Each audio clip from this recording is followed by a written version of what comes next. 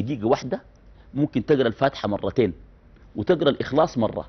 الفاتحة فيها 139 حرف، 139 حرف، الحرف ب10 حسنات، ب 1390 في 2 زايد 470 حسنة من قراءة سورة الإخلاص، دي بتساوي 3250 حسنة في دقيقة. يعني ممكن تجيب 3250 حسنة في دقيقة، تقرأ الفاتحة مرتين وتقرأ الإخلاص مرة. بل اسمع قوله صلى الله عليه وسلم: من قرأ قل هو الله أحد حتى آخرها 10 مرات بنى الله له قصرا في الجنة. تخيل قصر في الجنة في 3 دقائق.